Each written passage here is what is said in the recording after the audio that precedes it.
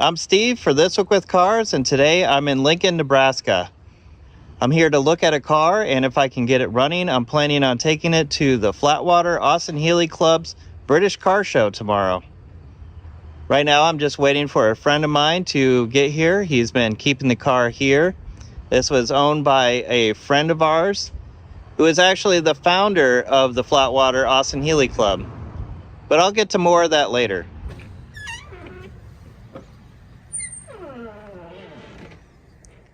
And this is what I've come here to see. This is one of Jim Danielson's MGC GTs.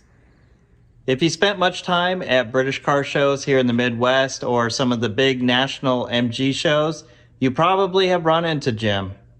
Unfortunately, Jim died about a year ago. He was driving his MGC Roadster across I-80. He was going through Iowa back to Nebraska when he was struck by another car, which turned him around, flipped the car over. He hit another truck, and unfortunately, it killed him. I had known Jim for about 15 years. He collected many British cars. He had a bug-eyed Sprite, other MGs. And I'm betting that if you were at a British car show where there were a bunch of MGs, you probably ran into him. I'm lucky enough that I was offered this car. His family is keeping a couple of the cars. This car hasn't run in a year, and tonight I'm going to take a look at it, see if I can get it running and driving, and then I'm going to take it to the Flatwater Austin Healey Show tomorrow, which is a club that Jim had founded. Let's take a look inside. Let's get the back seat out of here.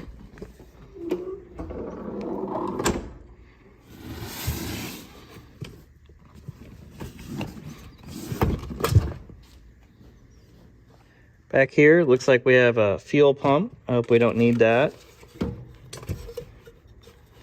Got a original BMC radio. Some jumper cables. This is a cover for the battery tray. And we've got a grill badge from the MGC register. This car does have one 12-volt battery. Over here we can see an aftermarket fuel pump has been put on. Looks like we have a fuel shutoff valve in here too. Let's take a look inside. Okay, we have an aftermarket speedometer. This is a speed HUD gauge. The little receiver for the GPS unit is right there. So the speedometer works off of GPS. It's always accurate. It doesn't matter what the rear end ratio, it doesn't matter what tires you have. The speedometer is always going to be correct. Down here, looks like we have an extra stock for some kind of aftermarket cruise control system. There's a blanking plate where the radio should be, so maybe he was thinking about putting an original stereo into the car. Looks like down here we have one of the inverters for the backlighting on that speed HUD gauge just hanging down. So the wiring needs a bit tidying up.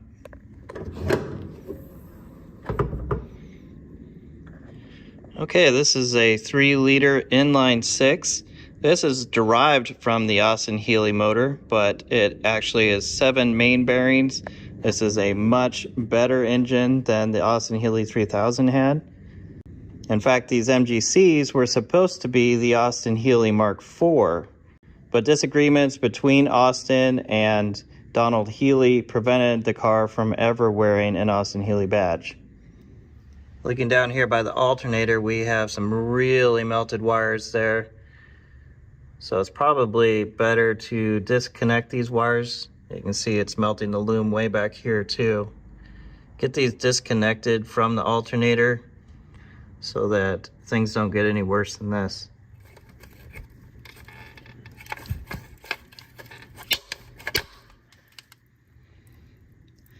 Oh yeah, look at how melted that is.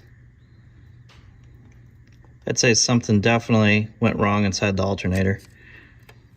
This loom right here is only one wire, but we need to worry about whether it melted into the insulation of the other wires here. So I'm going to start unwrapping this electrical tape.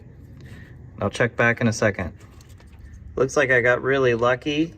It only burnt into the electrical tape. and it did not burn into the side of the rest of this wiring.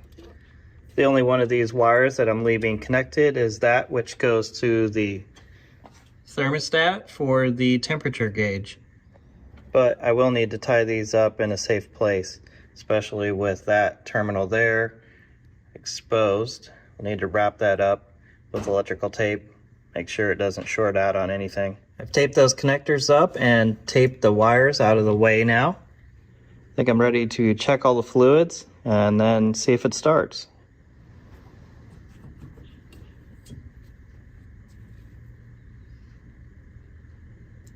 Looks like the oil is down a quart and a half. Luckily I brought some with me, so I'll get that added.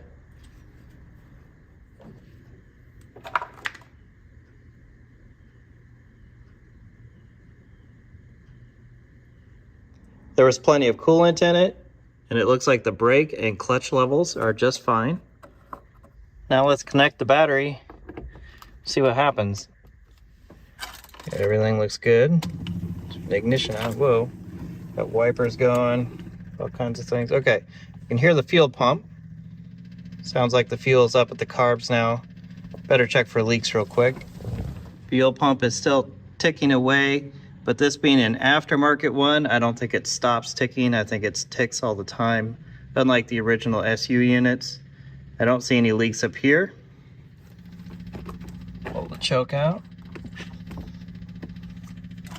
See if it starts.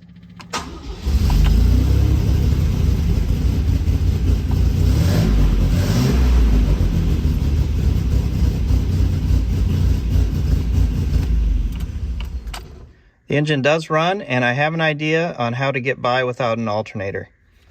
First thing I'm going to do is connect up my battery charger. I'll put these on in a way that they can sit down inside of here, and I can still put the cover on top of this. So I'm going to install the cover, have the wires coming out of it, and my battery charger will be sitting on top of the cover. Battery cover's back on. I have the wires for the battery charger coming out there. Now I can put the seat back on.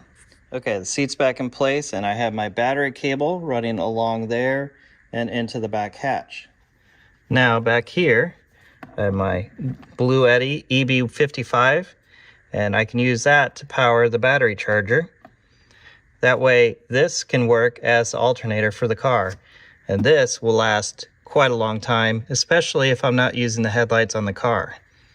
Now, not only are we charging our battery, but we can use this to run everything on the car as well.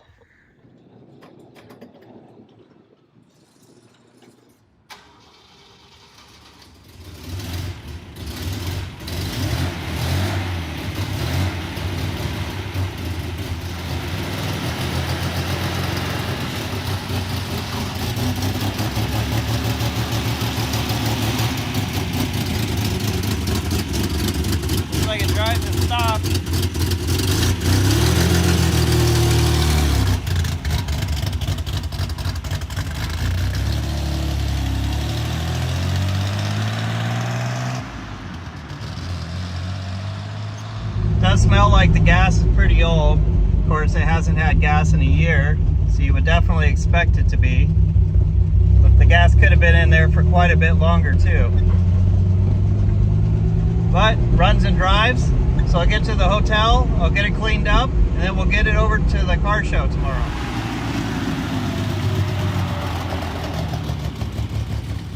So next morning, the car made it to the hotel. Let's get over to the car show. I charged the Blue Eddy up last night, so I'll get my charging system going. Okay, this doesn't automatically start, so I will have to hit it every time. There it goes. Now I'm ready to go.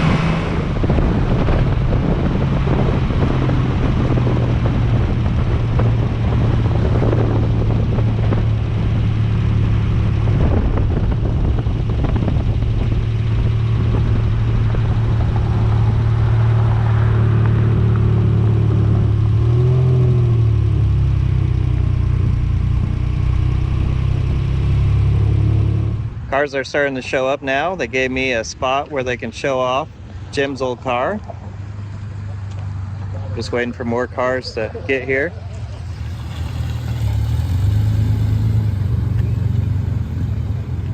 It's lunchtime now and most people are at lunch, so I think it's a good time to walk around and take a look at the cars. Let's start with this Lotus Esprit. This is a 25th anniversary Lotus Esprit V8. Look at the neat pattern and door panels there. Does have a sunroof.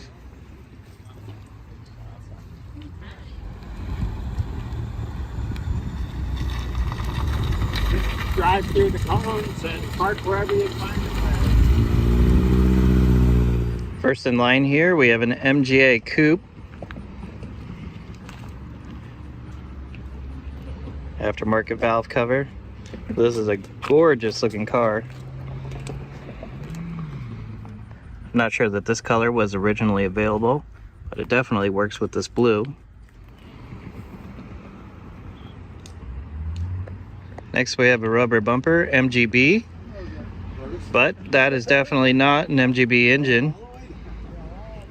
So it looks like it's a V6 configuration. The intake there says 3.4 liters, but I'm not sure whose engine this is. Still looks very original on the inside.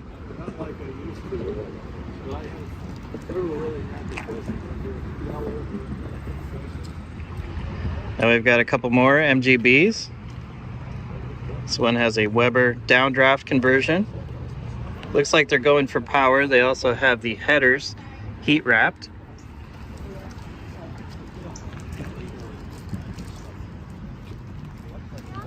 Then we have an MG Midget. Very interesting intake manifold here. Running a bigger SU carburetor, they have alternator conversion. Beside it, a rubber bumper Midget. And we have a TR6. This one still has the smog pump equipped.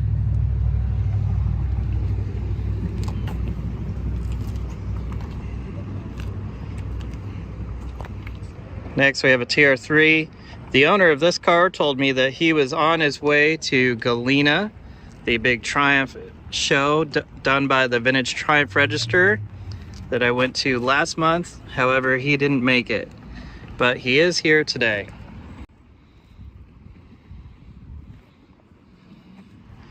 Then we've got a Series 2 Sunbeam Alpine. This one also has a downdraft Weber conversion. It's a really nice looking car.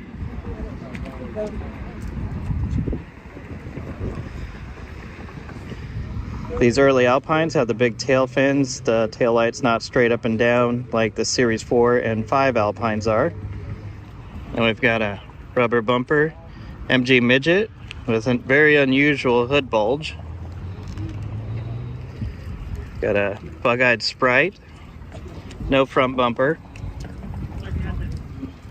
They've changed the master cylinders to dual master cylinders, and they have an alternator conversion. Inside looks bone stock except for that tachometer. You would have to change to a different tach because if you're not using an original generator with a tach drive, there's no way to get the tach on your bug-eye. Next is an MGA. That's interesting, the white valve cover. Looks like they've upgraded the fuse block to use normal type fuses. Looks like they've painted the steering wheel white as well. And they've even done a custom accent on the speaker grill, changing that to white as well. Then we've got a big Healy. It's a 3000 Mark III. Looks very original. Yeah, this looks like a very nice unrestored car. Next up is a Jaguar Mark 9. This car has a 3.8 liter engine, just like the early E-types. Looks like the seats have been redone, and this one is left-hand drive. The exterior of the car looks original and unrestored. And we've got another MGB. This is a very unusual color. Not sure if I've seen this before. This here says that it's a color, it means sandy beige. It is quite a striking color. Like I said, I don't recall ever seeing one in this color before. Then at the end of this row, we have a Triumph Spitfire 1500.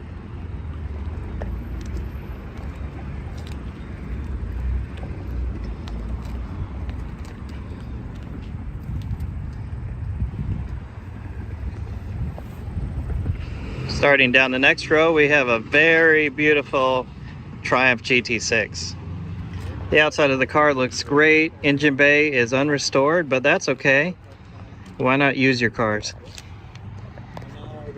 Here's a look at the dashboard. And Triumph tends to put these emblems in a lot of their cars, celebrating the SCCA wins that they've had. And we've got another Triumph TR6.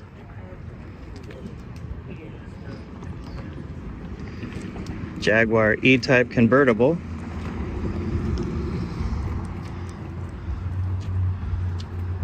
This is a Series 2, so it has the larger 4.2 liter inline 6, triple SU carburetors.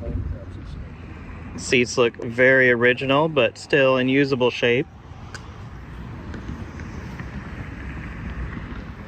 Next to that is this gorgeous E-Type. This isn't the rarest car here, but this is my favorite of the show. Very nicely restored. This one is a 1965. It also has the 4.2 liter engine. I thought this was really funny when this pulled in. This is not the MGC that I brought. What are the chances that another MGC GT will show up, but it's also in primrose yellow, same as mine. This one is almost identical, except this one does not have an overdrive unit. And this one has chrome wire wheels, where both the cars should have painted wire wheels. Next up is a car that looks like a Lotus 7, but this is actually a Westfield. This car was built in 1985. Two very big Weber carburetors.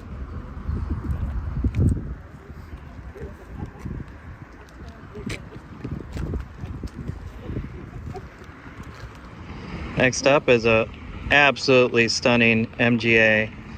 This paint looks flawless.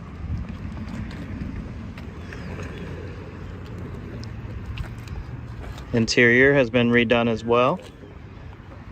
A lot of things that are not original on this car, but it presents itself extremely well. Next car is a Roots Group product. This is fairly rare here in the United States. This is a Singer Gazelle. The Singer lines were positioned between the Hillman and the Sunbeam marks. The front end has a very Sunbeam look to it. You can tell this is from the Roots Group just by looking at it. And then here's my MGC, cleaned up real nice. I had to clean the car in the dark, but when I came out this morning, it looked all right. They gave me a prominent spot, as this might be the first show that Jim has missed. And him being the founder of this club, they wanted it on display. Now we've got a Morris Mini. Engine tag is missing, so we can't tell exactly what size this engine is. Has the brake booster. This one is right-hand drive. Has the Cooper S dual fuel tanks in the rear. And we've got another MGA 1600. And we've got a bug-eyed Sprite. This one, the bonnet has been converted to flip the opposite way. The heater's been deleted. I'm not sure what the panic button does. Maybe that's a horn for the passenger. Not sure. Next is a TR250. These have the TR6 engine with a TR4 body. Of course, all the TR250s were carbureted. The fuel injected models available in the UK were called the TR5. The easy way to tell a TR250 is from the stripes on the nose. And this one is also equipped with overdrive. This car is another one of my favorites of the show. This is a 100M Austin Healey. A couple of the 100M changes are the louvered hood. You have different carburetors. You have this air box which draws in fresh air from a hose up there. This one has the fold down windshield. Has a really interesting dash cluster down here where they've added a clock, an ammeter, and a voltmeter. They also have seats with ventilated rear backrests. This is just an absolutely stunning car. And then we've got another TR3. Looks like this car is just maintained.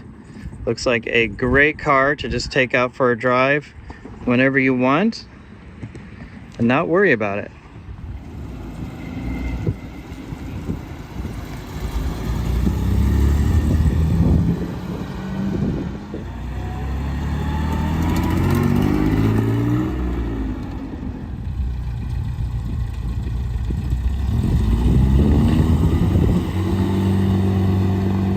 Thank everybody for coming today. We had about 36 cars, so that's half of what we expected, but that's good. But we've been expecting more cars than that since Jim originally had a lot to do with putting this together back in the day as the founding president. He always wanted to get to 100, and one time we got to about 80, but that's not today. So Steve's right there. Steve has taken the famous Jim Danielson MGC Roadster back to Ames, Iowa. Steve has an extensive collection of cars over there, and he'll take care of it.